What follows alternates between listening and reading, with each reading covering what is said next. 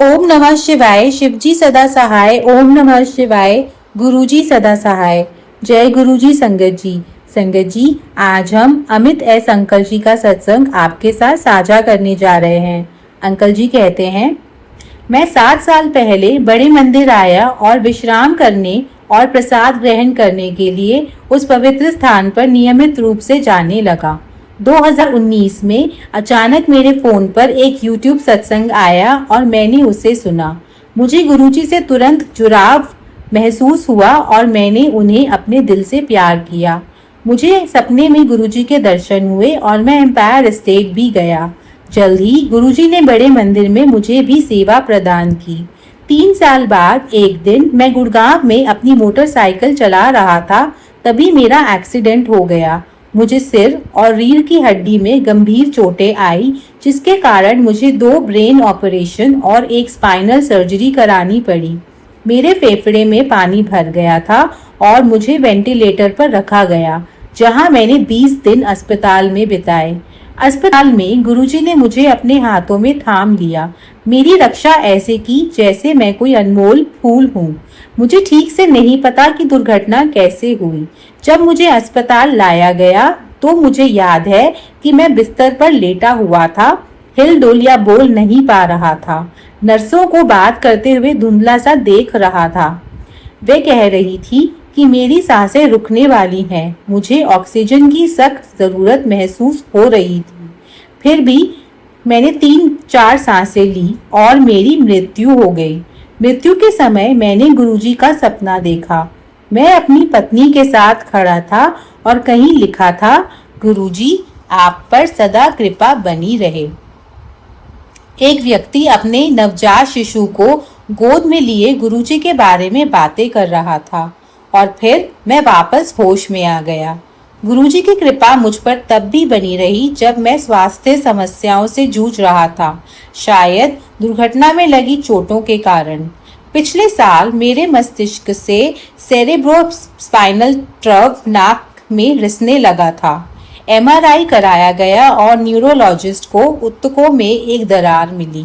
डॉक्टरों ने कहा कि मेरा इलाज केवल ऑपरेशन से ही हो सकता है, लेकिन पिछले महीने मैं बड़े मंदिर गया, लंगर प्रसाद ग्रहण किया और समस्या दूर हो गई। गुरुजी की कृपा ऐसे ही अद्भुत और सर्वशक्तिमान है।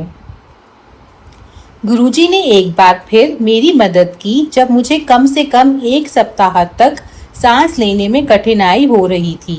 मैं सांस लेने के लिए हांफता था और 1 मिनट या उससे अधिक समय के बाद ही सांस ले पाता था।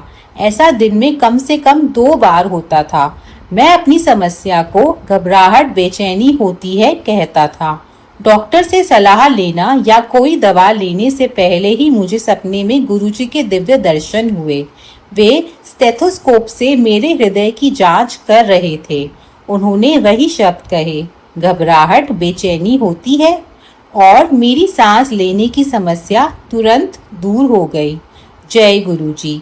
यहीं पर अमित एस अंकल जी अपने सत्संग को पूर्ण करते हैं। जय गुरुजी। शुक्राना गुरुजी जी। अब हम आपके साथ एक और सत्संग साझा करने जा रहे हैं जो हमें अमित गोम्स अंकल ने भेजा है। अंकल जी कहते हैं, मैं बहुत कठिन दौर से गुजर रहा था। मेरा व्यवसाय, मेरा पारिवारिक जीवन, वास्तव में मैंने जो भी प्रयास किया उसमें सफलता नहीं मिल रही थी।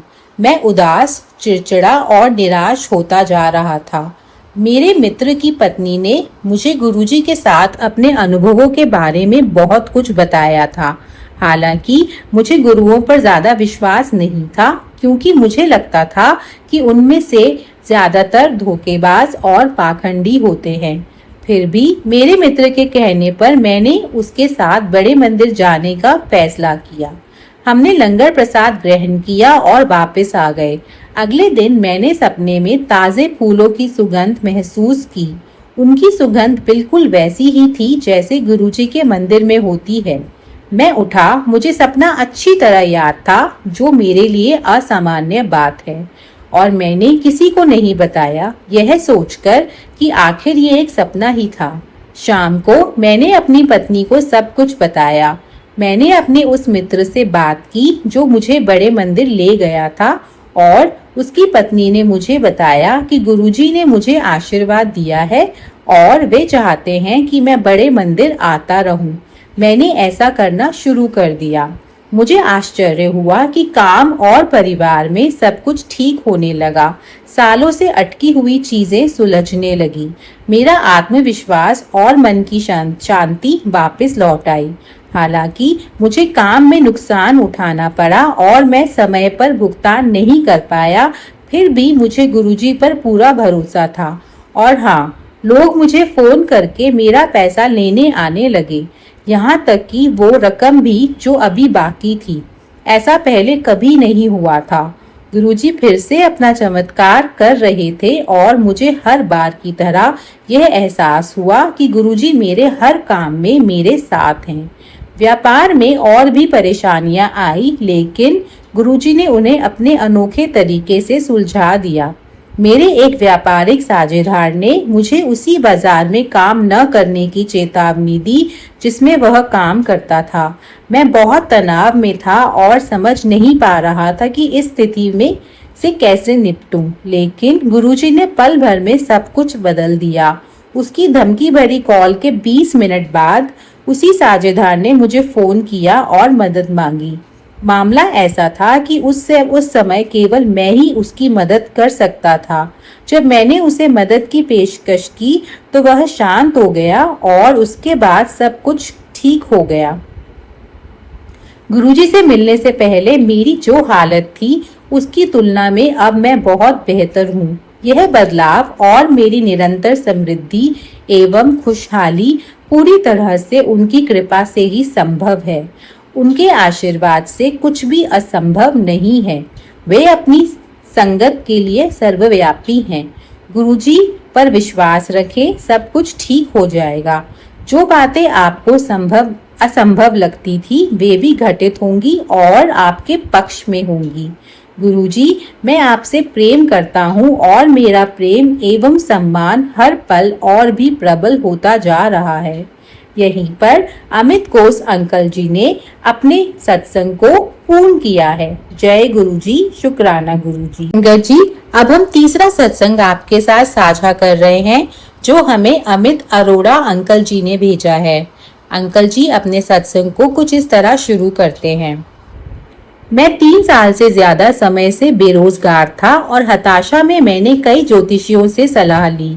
उन्होंने जो भी उपाय सुझाए मैंने सब आजमाए पर कोई कारगर नहीं हुआ।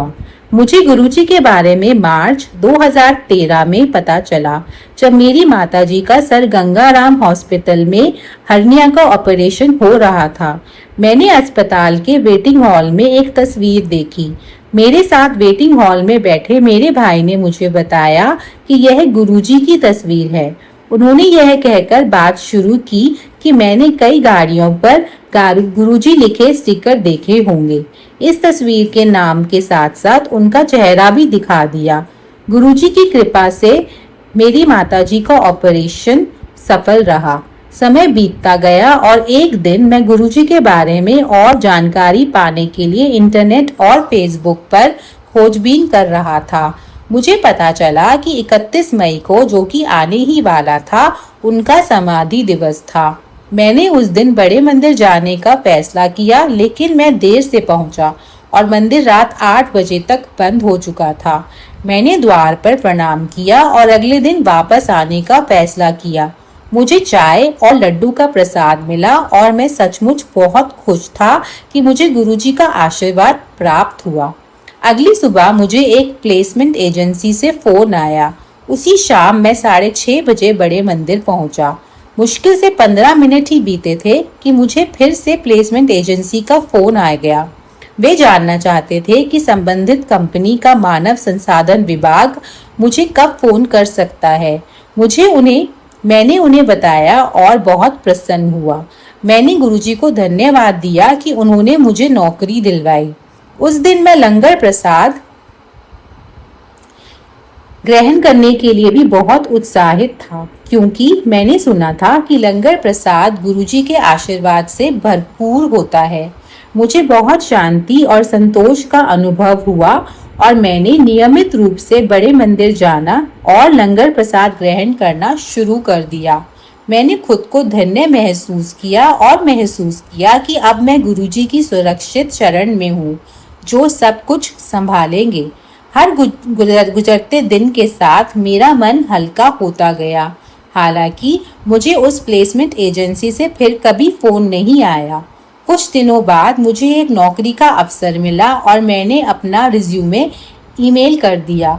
मुझे साक्षात्कार के लिए बुलाया गया और गुरुजी की कृपा से मेरा चयन हो गया। मैं अब उसी कंपनी में काम कर रहा हूँ। मैं पिछले 3 वर्षों से बेरोजगार था, लेकिन गुरुजी की शरण लेने के बाद मुझे 2 सप्ताह के भीतर ही नौकरी मिल गई। मैं अपना सत्संग साझा करके बहुत प्रसन्न हूँ, क्योंकि मुझे लगा कि यह ही एक मात्र तरीका है जिससे मैं गुरुजी के प्रति अपनी कृतज्ञता व्यक्त कर सकता हूँ। मुझे विश्वास है कि गुरुजी के आशीर्वाद से भविष्य में भी मेरे जीवन में सकारात्मकता बनी रहेगी और मुझे सौभाग्य प्राप्त होगा।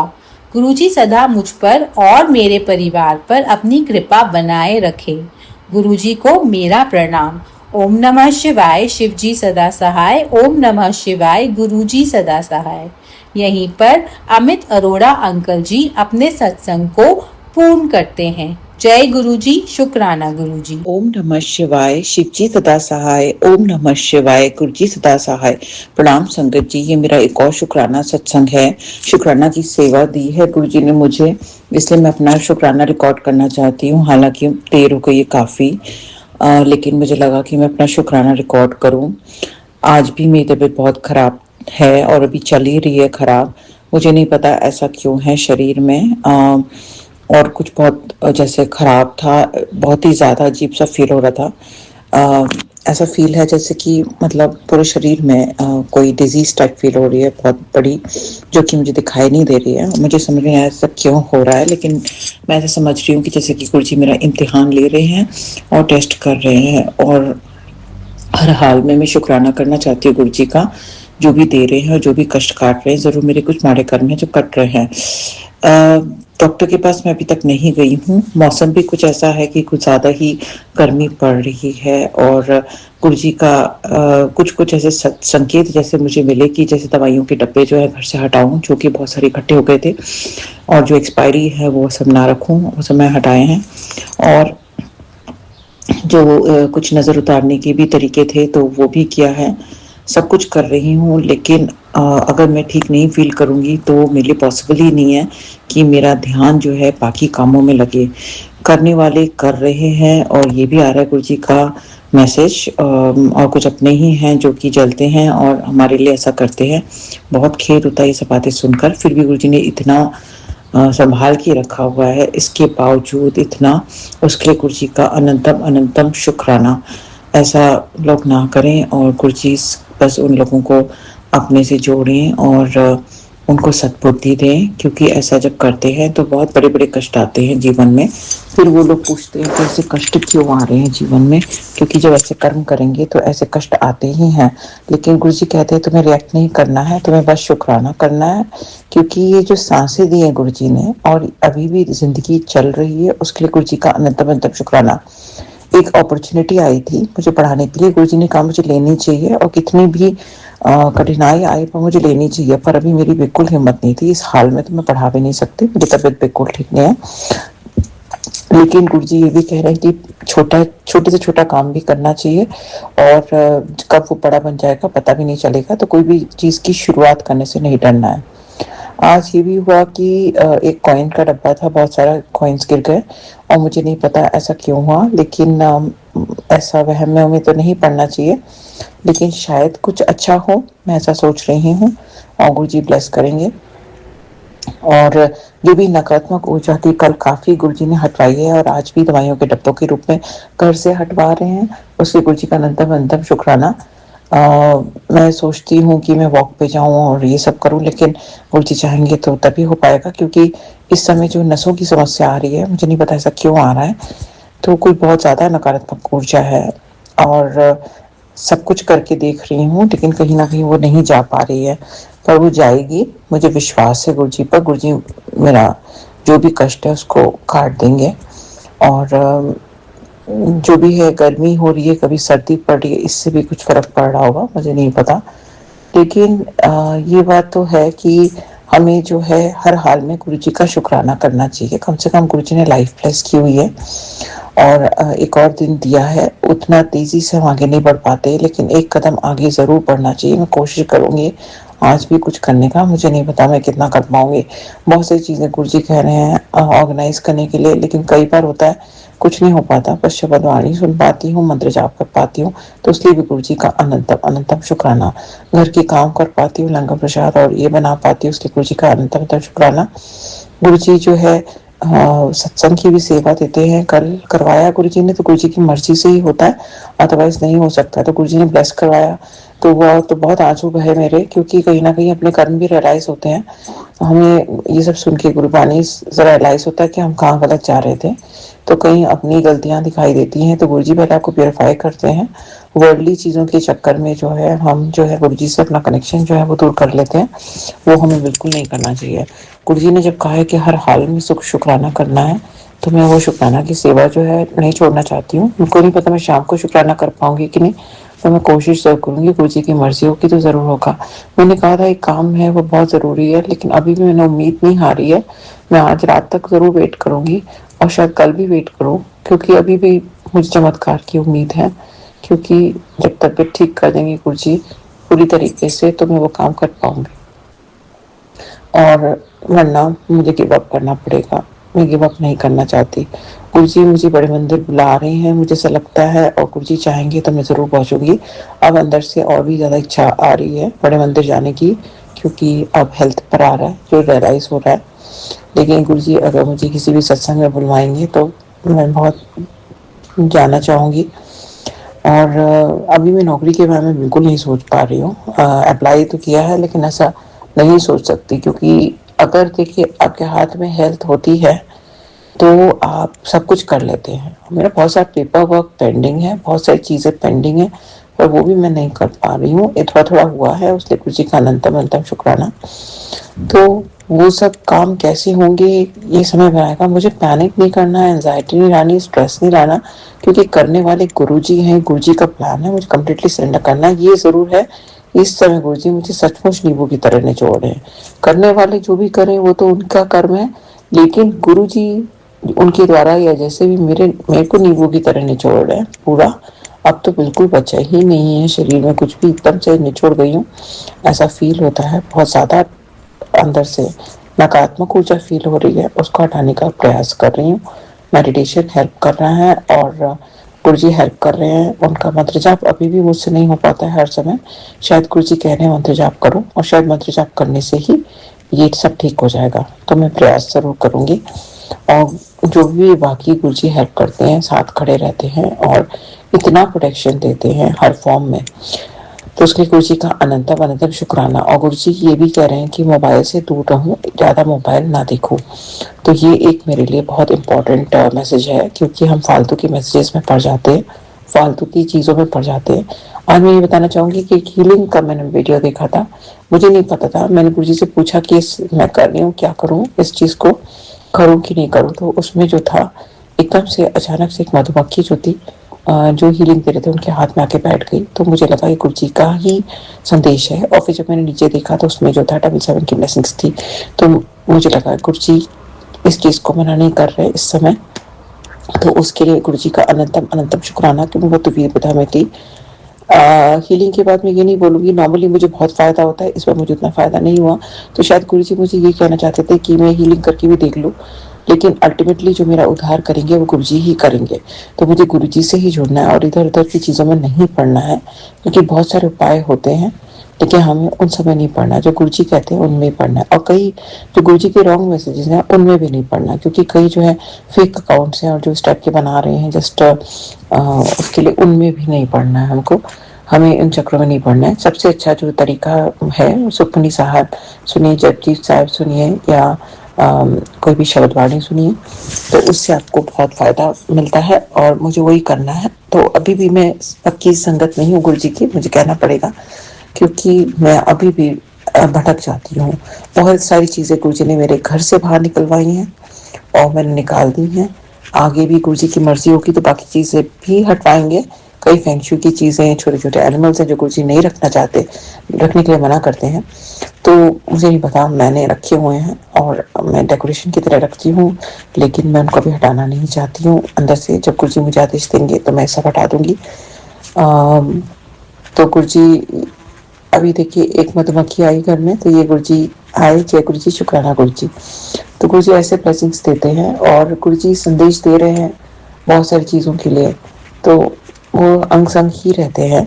बहुत सारे कष्ट जो है वो कभी कभी तो पूरा खत्म हो जाता है, मतलब ऐसा लगता है कि बिल्कुल ठीक हो गई मैं पूरी तरीके से, इतना अच्छा हो जाता है और सब कुछ चलने लगता है और एकदम से होप आ जाती है। क्योंकि जब मैं भटकती हूँ, जब मैं और चीज़ों में पड़ जाती हूँ, या फिर मैं स्क्रॉलिंग करने लगती हूँ, या उल्टी सीधी चीज़ों में पड़ जाती हूँ, तब मुझे प्रॉब्लम्स आती हैं। वो मेरे कर्म हैं जो करते हैं, तो इसलिए मैं उन सब चीज़ों में ना पढ़ूँ तो अच्छा रहेगा। किसी के लिए भी नकारात्मक सोच ना रखूँ, हर एक के लिए पॉजिटिव सोचूँ, घर का माहौल अच्छा पॉजिटिव बना के रखो। अपनी ड्यूटीज छोटी से छोटी जो सेवा देते हैं गुरुजी, अगर जैसे हस्बैंड अंकल ने कोई काम कह दिया या बेटे ने, तो उसको बहुत पॉजिटिवली स्पिरिट के साथ करना है, उसको मना कभी नहीं करना है, क्योंकि वो गुरुजी सेवा दे रहे हैं और हमारे कोई कर्म कटवा रहे हैं। तो उसके लिए जय गुरुजी, शुक्राना गुरुजी करा। और कभी भी हम बात करते किसी से, हमें लगता है कुछ नकारात्मकता आएगी, तो हम पहले ही गुरुजी का मंत्र जाप कर लें या जय गुरुजी 7 बार जाप कर लें, तो उससे बहुत फर्क पड़ता है।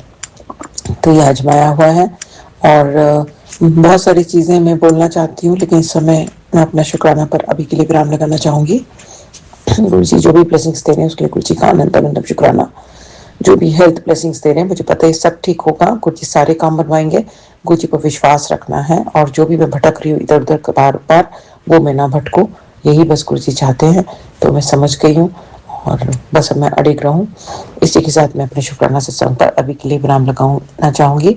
शुक्राना करने में अगर मुझसे कोई भूल चूक हो गई हो तो मैं दिल से क्षमा चाहती हूँ। ओम नमः शिवाय, शिव जी सदा सहाय। ओम नमः शिवाय, गुरुजी सदा सहाय। जय गुरुजी, शुक्राना गुरुजी, जय गुरुजी, शुक्राना गुरुजी, जय गुरुजी, शुक्राना गुरुजी।